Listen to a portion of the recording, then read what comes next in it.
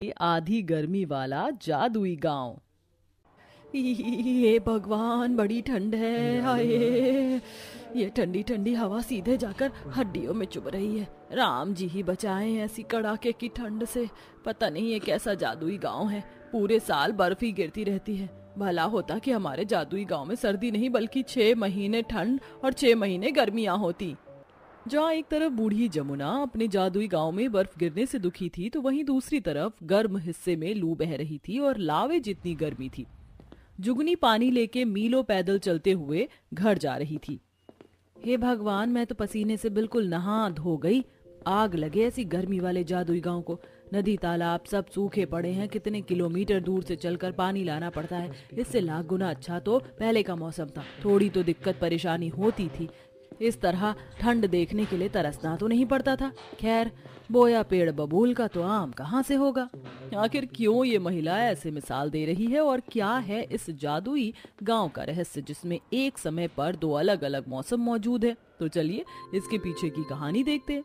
दूर दराज बसा हुआ बलियापुर गांव आज भी बाकी गांव से पिछड़ा हुआ है। वहां कमाने के ज्यादा जरिए उपलब्ध नहीं है। सभी लोगों के घर आज भी मिट्टी के हैं और कुछ लोग फूस की झोपड़ी डालकर रह रहे हैं। गांव में केवल रोजगार के 2 ही साधन मौजूद है, खेती बाड़ी और ईंट की भट्टी। आधे लोग किसानी करते हैं और आधे ईंट की भट्टी पर मजदूरी करते हैं। जहां मोहन और हरिया निराश दिल से बातचीत कर रहे हैं। हम किसान लोगों ने दिन रात खून पसीना बहाकर एक एक दिन इस जमीन पर इस उम्मीद से मेहनत की कि खेत में दिन रात हल चलाया, बीज लगाया, खाद पानी दिया कि इस बार हमारी खेत की फसल बहुत अच्छी होगी तो हम साल भर पेट भर कर खा सकेंगे। लेकिन इस बेतहाशा गर्मी के मौसम ने हमारी सारी उम्मीदों पर पानी फेर दिया। अरे ये तो गर्मी के मौसम में हर साल ही होता है।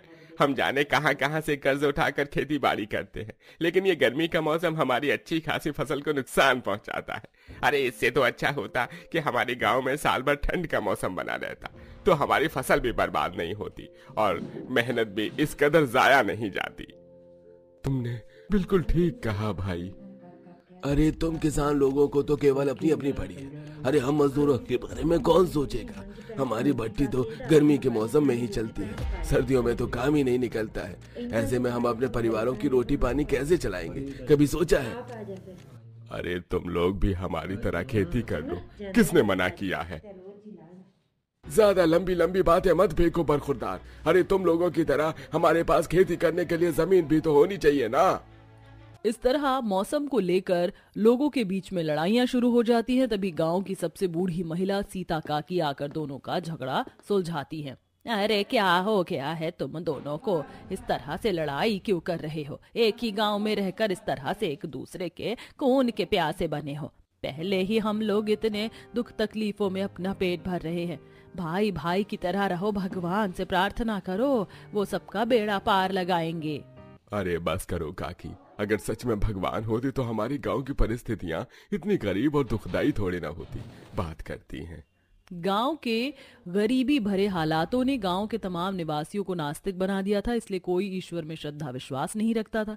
जबकि सीता इकलौती ऐसी थी जो अपनी दिन की शुरुआत भगवान का नाम लेकर करती थी और जब कभी उसके दरवाजे पर कोई इंसान या जानवर आ जाता तो वह उन्हें भूखा नहीं भेजती थी। इतनी मेहनत मशक्कत के बाद भी सारे गाँव वाले दुख भरी रोटी ही खाते थे।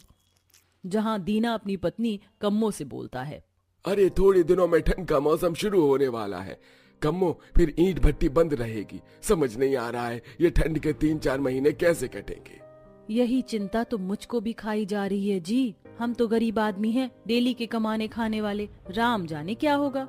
जहाँ ठंड के मौसम के आने पर भट्टी पर काम करने वाले मजदूर लोग दुख और शोक मना रहे थे, तो वहीं किसान लोग बेहद खुश थे। जहाँ मोहन रोटी खाते हुए अपनी पत्नी सरला से बोलता है, अरे किसी तरह से साल के 8 महीने कैसे न कैसे करके गुजर गए।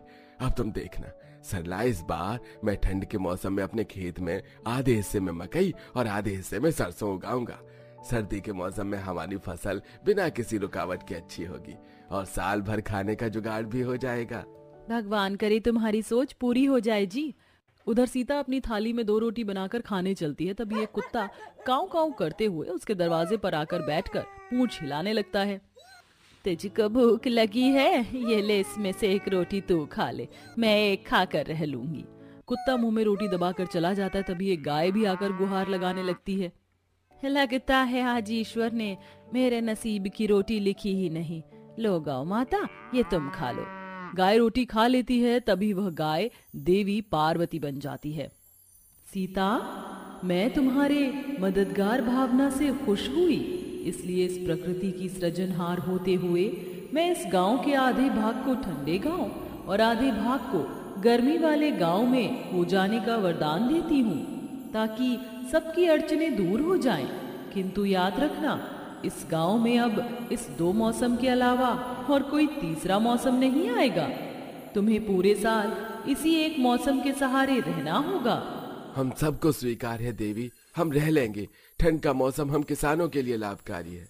हाँ हाँ, हम भी इस गर्मी के मौसम में खुश हैं। तो फिर ठीक है, आज से इस एक गांव के अंदर 2 मौसम रहेंगे सदा के लिए। देवी के वरदान स्वरूप जादुई गांव में लोग कुछ दिन तो खुशी खुशी रहने लगते हैं, लेकिन थोड़े वक्त के बाद